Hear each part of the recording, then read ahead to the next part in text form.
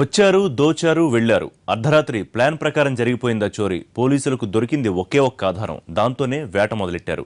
ఇంతకీ ఆ దొంగతనం ఎక్కడ జరిగింది? నిఘా తగ్గిపోయిందంటూ వస్తున్న విమర్శలకు పోలీసులు చెబుతోన్న సమాధానం ఏంటి?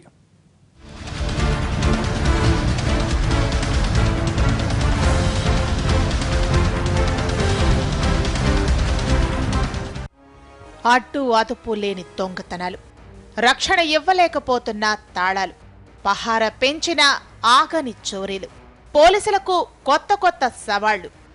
ఇంటికైనా షోరూంలకైనా రక్షణ కోసం తాళాలు వేస్తాం. అంత మాత్రాన దొంగతనాల నుంచి అవి కాపాడేస్తాయని కాదు. పోలీసుల పెట్రోలింగ్ ఉన్నప్పుడే అసలైన భద్రత. ఆ విషయంలో ఏమాత్రం అలసత్వం చూపినా కేటుగాళ్లు రెచ్చిపోతున్నారు. తూర్పుగోదావరి జిల్లాలో జరిగిన ఈ చోరీయే అందుకు బెస్ట్ ఎగ్జాంపుల్.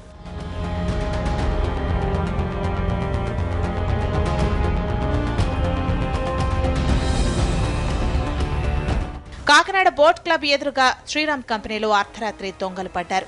ఓ కేటుగాడు కంపెనీలోకి ప్రవేశించినట్లు సీసీ కెమెరా ఫుటేజ్ ద్వారా స్పష్టంగా అర్థమవుతోంది.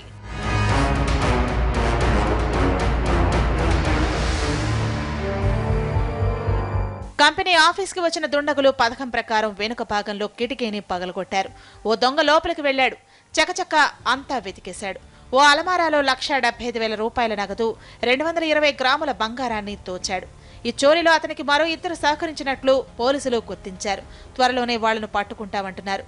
3:45 ఇక్కడ నుంచి పూర్తి స్థాయిలో అతను తీసుకెళ్ళినట్టుంది. ఒక వ్యక్తి దీంట్లోకి వచ్చినట్టు వరకు ఇప్పటి వరకు మనకు ఉన్నటువంటి క్లూస్ కానివ్వండి, వీడియో ఫుటేజ్ ఒక వ్యక్తి ద్వారా చూపెడతాను. నేను చెప్తాను, అది ఇన్వెస్టిగేషన్ టైంలో చెప్పడం కన్నా కూడా తర్వాత చెప్తామండి. అది డీటెయిల్స్. ఇది 100 కిలోస్ ఉన్నట్టుందండి బాక్స్. 100 అరౌండ్ 100 అది. ఈ చోరీ జరిగేందుకు కనీసం గంట సమయం పట్టి ఉంటుంది. ఆ టైంలో పోలీసుల పెట్రోలింగ్ జరిగి ఉంటే కేటుగాళ్లను పట్టుకునేవారే. ఇలాంటి చాలా కేసులు పెండింగ్లోనే ఉంటున్నాయి. దొంగతనాలు పెరుగుతూనే ఉన్నాయి. పోలీసులు పహారా పెంచాలని కోరుతున్నారు జనం.